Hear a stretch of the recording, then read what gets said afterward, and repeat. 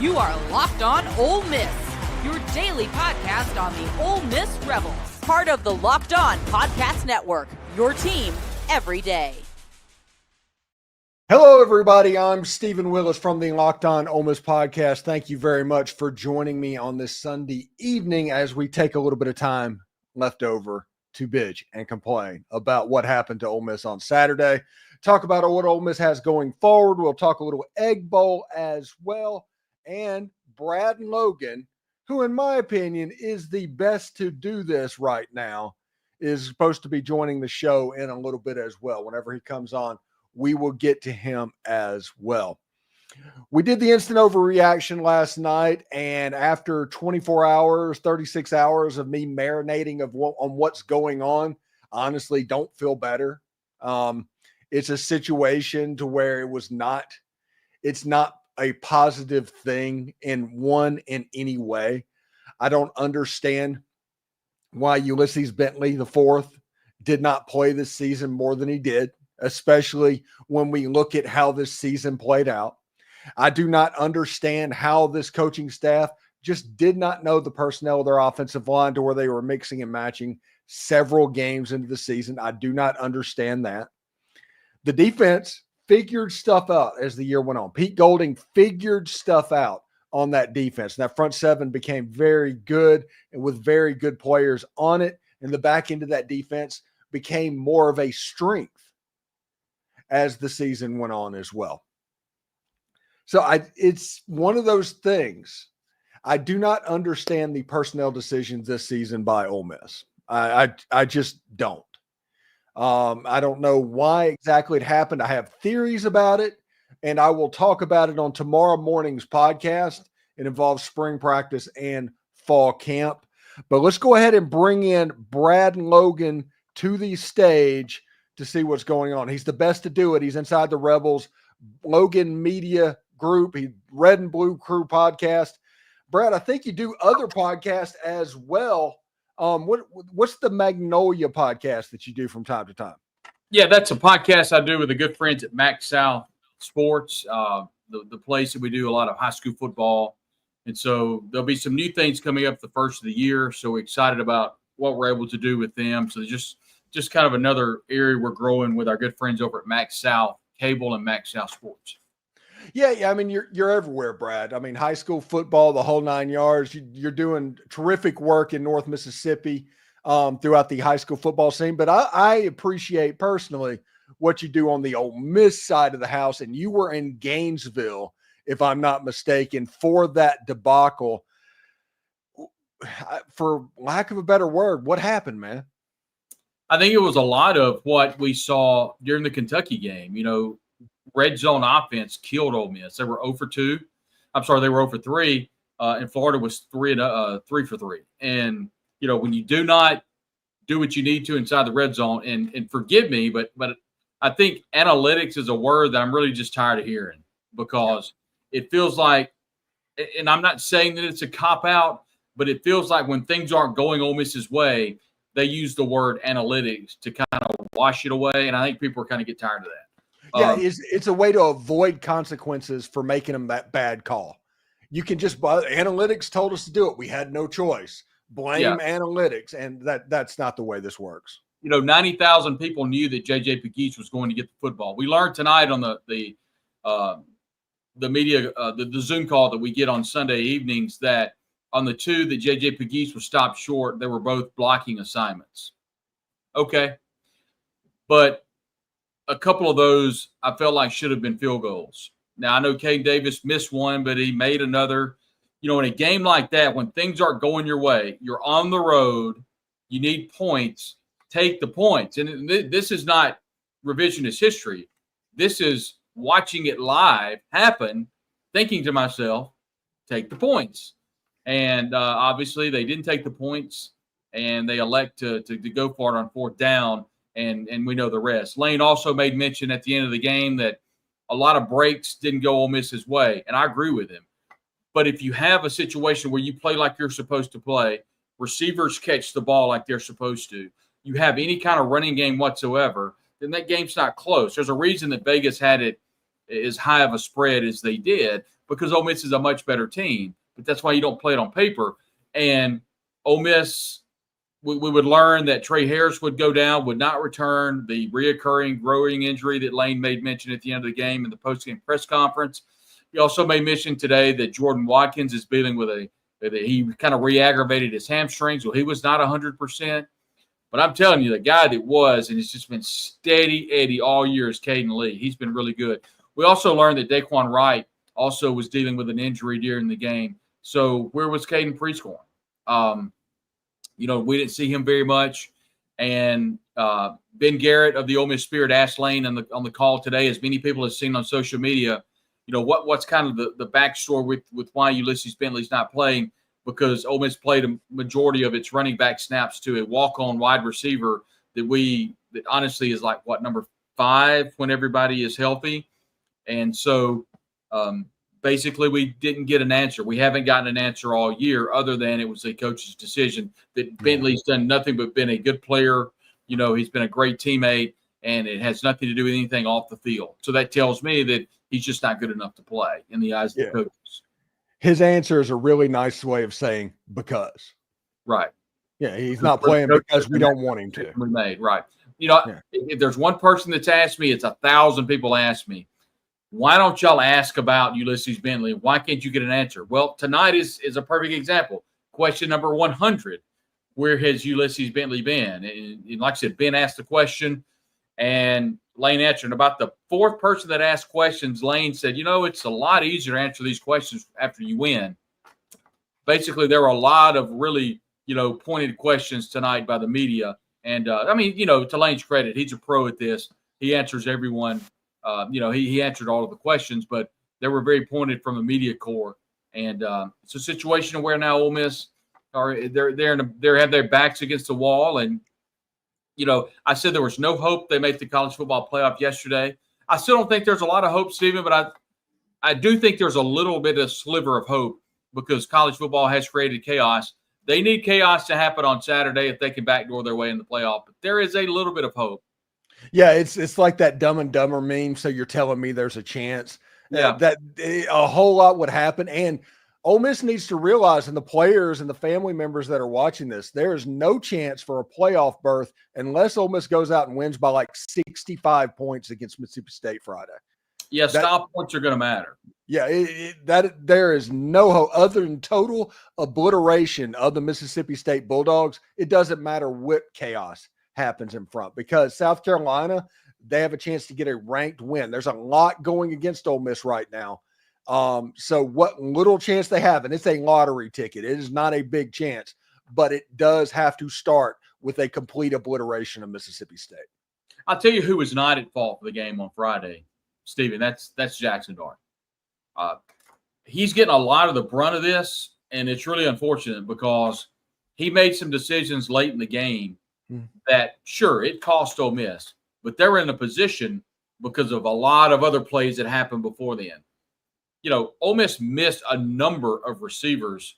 They missed Trey Harris a whole lot because, with Jordan Watkins injured, we saw Aiden Williams come into the game. He wasn't targeted very much. Caden Prescorn has kind of gone away. Where is he gone to? Daquan Wright was injured. So they had a lot of pass catchers that was injured.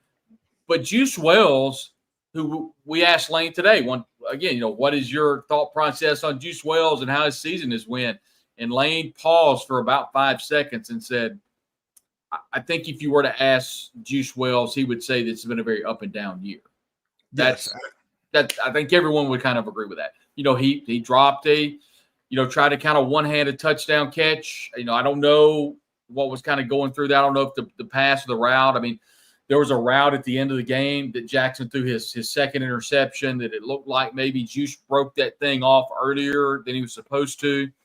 It's been kind of a hit and miss, but they being the receiving corps dropped a lot of passes, and I just don't think Jaxson Dart deserves a brunt of all of this. I think a lot of it has to do with play calling in the red zone. That's what everyone is kind of scratching their head about. The running back room, they felt like a fifth-string wide receiver would have been better set than Ulysses Bentley in the backfield. We did not have Rashad Amos on our availability report that we saw, so we knew that Ole Miss was going to be without him. Obviously, Henry Parrish Jr. is gone for the year, so that leads Ulysses Bentley, who it is not a health issue. He was the lead kickoff returner on special teams, so it's not a situation where he's injured. It's everything that's happening on the field, and Lane pretty much answered the question tonight. Thanks again for making the Locked On Ole Miss podcast your first listen every day. We're free and available wherever you get your podcasts, including YouTube. We're part of the Locked On Podcast Network, your team every day. When we come back, we are going to move on to the battle for the Golden Egg. The Ole Miss-Mississippi State game is always a special series. Me and Brad will start looking into that right after this. Get ready to tackle the NFL action with America's #1 sportsbook. That's FanDuel, because right now new customers can bet $5 and get $150 in bonus bets if they win. Ole Miss is currently a 26.5-point favorite over the Mississippi State Bulldogs in the Egg Bowl. I am worried about how this team is going to react after Florida. That may be too many points. If you get a hunch like that in the middle of the game, you can check it out with FanDuel and see the latest stats, view play-by-play, and all of that on the same page that you place your bets.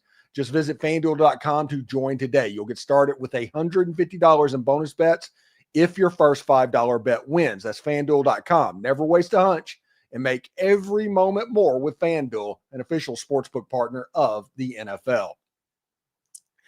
This episode is also brought to you by College Corner, your one-stop shop for all things Ole Miss. Game day is just around the corner, and this week, the Ole Miss fan base is rocking Navy for the Battle of the Golden Egg. So head on over to College Corner to pick up your perfect game day gear. Whether you're gearing up for football, basketball, or baseball, College Corner has got you covered. They're located off of Sisk Avenue, right across from the new Chick-fil-A, and getting to the store is a breeze with plenty of parking.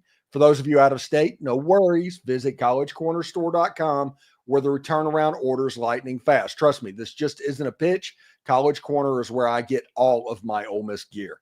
So visit collegecornerstore.com or stop by the College Corner in Ridgeland, Flowood, or up on Sisk Avenue in Oxford today.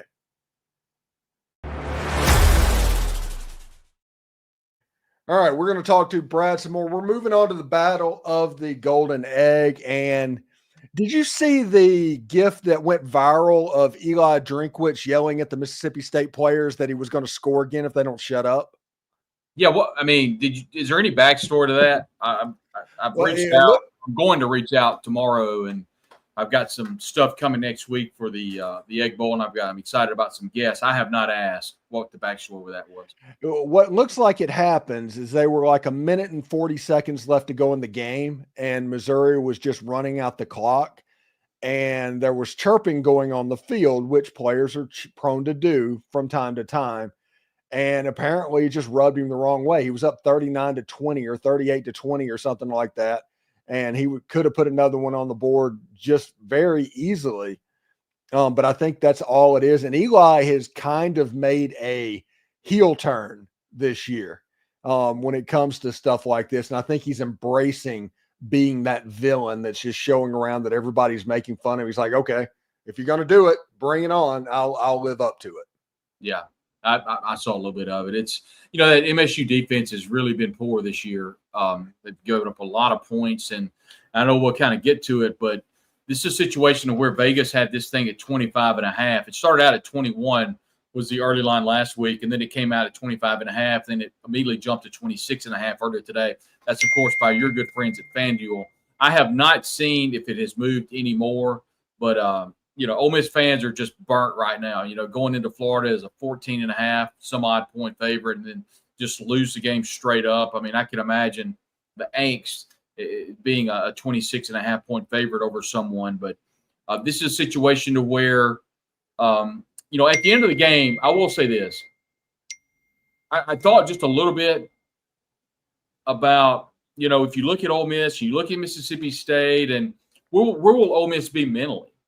I do think, I will say this, Steven, I do think having a glimmer of hope may fuel Ole Miss to actually give a little bit of, I'm trying to keep from saying a cuss word here, giving a flip about the game. You see what I'm saying?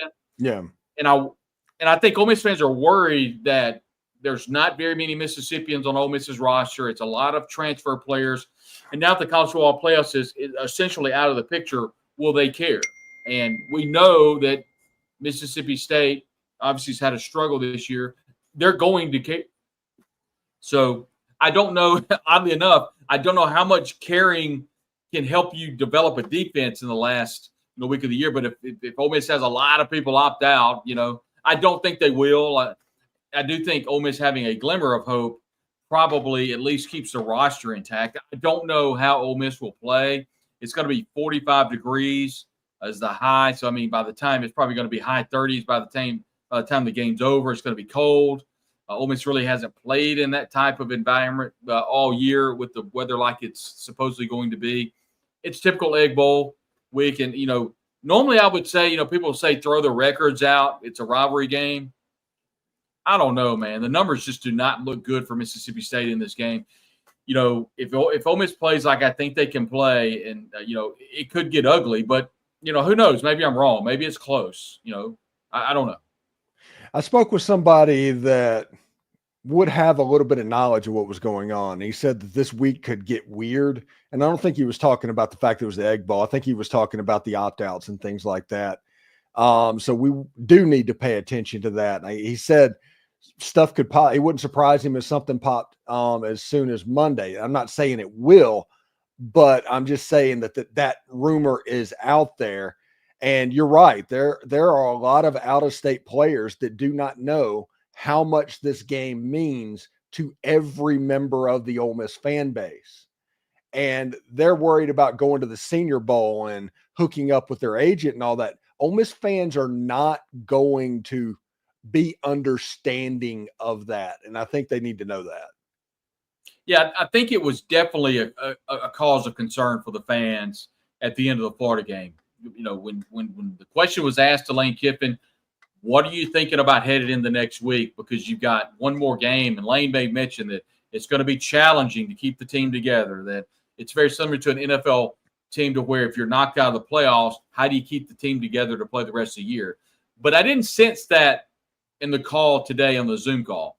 I sensed some optimism about, the game coming up, and we'll learn more tomorrow in the press availability about how he thinks the team will lead up to the Egg Bowl. But my tone has changed a little bit after hearing Lane on the Zoom call tonight, and that with that glimmer of hope, I think that's going to add a little extra emphasis in the game. So I think the cause of concern needs to be tempered just a little bit because I think there's an outside shot. We'll see what happens on Tuesday night when the college football playoff poll comes out. I think we'll learn more then. Yeah, and if Heather Dinich is right, heck, she had Ole Miss at like 13th, like the second team out right behind Alabama. And that was today.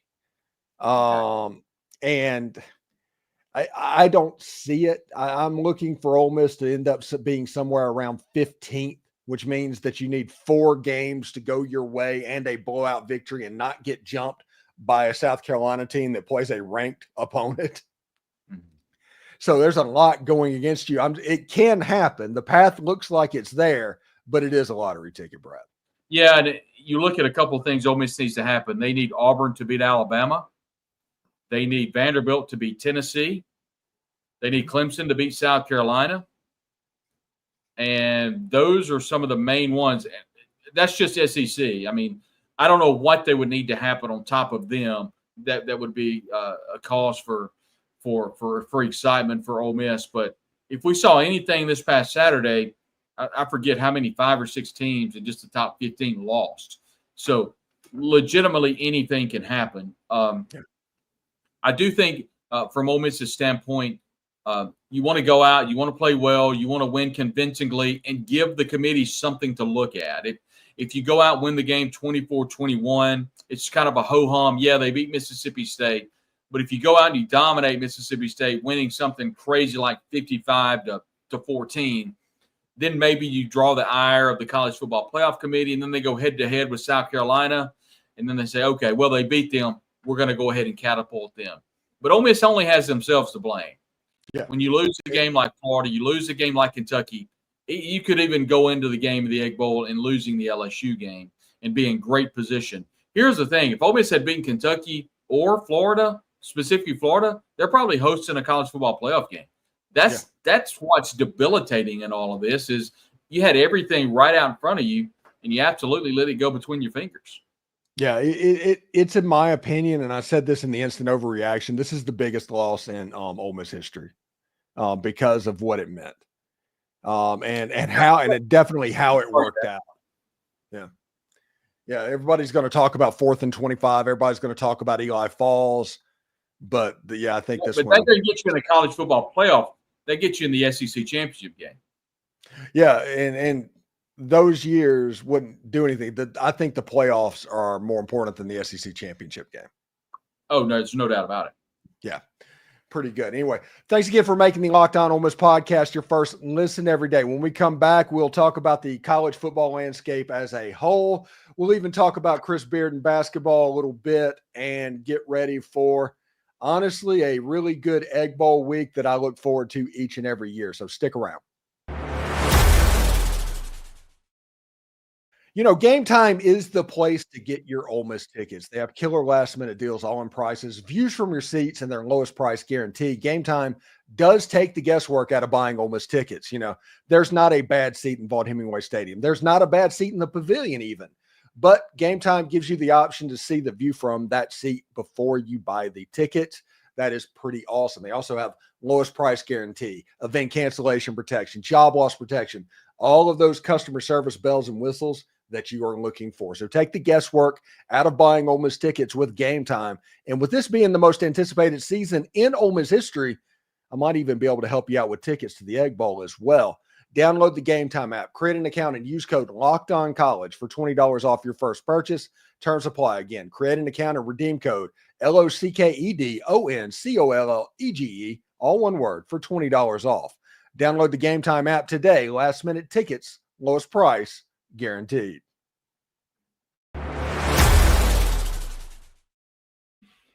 All right, Brad. There was just some weird stuff that happened over the weekend that I just didn't see coming, and nobody probably saw it coming either. But did you have Alabama getting blown out on your bingo card? I did not. And, this season has had so many ups and downs. You look at what Alabama happened to them on the road against an Oklahoma team that Ole Miss just absolutely annihilated in Oxford.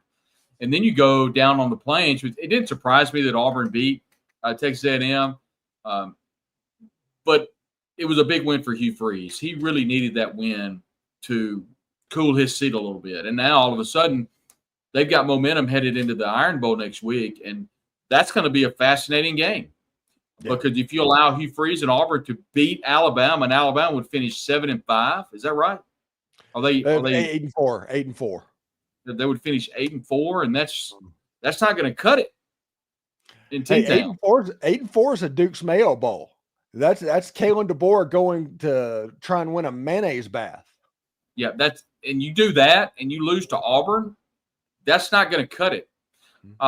We've seen Shane Beamer in South Carolina get red hot after their win, and that's another team that Ole Miss won on the road. The problem is not Ole Miss's wins; it's their losses. I mean, it's their losses against Kentucky, a team that has won one conference game, and that was against Ole Miss. And that was against LSU, who they beat Vanderbilt at home, but LSU and Oklahoma playing, and now all of a sudden Oklahoma's got a pulse. This has been the wildest college football season I've ever seen. Not only covering the sport, but watching it since I was a wee lad from the late 1980s. And you look at where the world of college football is going. And, we were told that the college football season would not be very fun with the world of NIL. Well, that's not true. Then we were told that the college football playoff was going to diminish the regular season. If anything, it's put it on steroids. I mean, this has been the wildest regular season I've ever seen. And, Lane Kiffin said it best. We've been in the college football playoff since the Kentucky game. Since the LSU game. So, they put their backs against the wall, and it's been the playoff ever since. Yeah, and the transfer portal has brought parity to these games that didn't used to happen and made it harder to win those games. And you get games like Oklahoma jumping up and getting Alabama, Vanderbilt beating Alabama, Georgia getting just steamrolled by Ole Miss. You get all of this because of the transfer portal. And I love the direction that college football has gone. They're going to figure out guidelines and rules and stuff like that. But right now, honestly, it's not affecting me other than the fact that it's making a better product to watch. And I think there's going to be so much money to be made from this. We'll see it go to 16, 18, 20, because there's so much money. I mean, you could actually bring this thing out to 24 teams and start playing it the weekend after the SEC championship game. I mean, just keep playing it. And just turn this thing into a huge deal. You can't tell me that ESPN and all of the networks would not love to have a college football game following the Army and Navy game on CBS and have a college football playoff game and have a G5 playoff game against a Power 4 team. I mean, it's just people eat it up. And this season has been so much fun to watch, so much parity, and it's because of NIL and it's because of teams that have stepped up to the plate. And it's been something else to watch. And I'll be honest with you, Steven, everybody talks about, I am the person that has been so adamant about the We Are Ole Miss. And look, I'm going to be honest with you. I can't stand it because it's so easy to play that card. Where were the We Are Ole Miss apologists when Ole Miss beat Georgia? Where were the We Are Ole Miss apologists when Ole Miss won the national championship in college baseball? Where were the apologists when Ole Miss won the Sugar Bowl, the Peach Bowl? Where were they then? They only elect to bring that card out whenever Ole Miss has a tough loss. So if you'll excuse me, but take it away. And I stand by my post that I put up that Lane Kiffin killed it. And I believe that. But if you want to resurrect it and you want to wallow in your sorrow and you want to bet on the other team that's not named Ole Miss to make yourself feel better, then have at it. But that's not a world I live in. And, I just cannot – I can't live in a world of mediocrity. I'm not going to do it. And I don't apologize for what I said, and I don't apologize for what I posted. I have not read that post, but I'm going to go find it now. But before we get out of here, I will tell you my idea for the playoff, and it's dueling 16-team playoffs, okay? 30. Is that a Mike Leach playoff?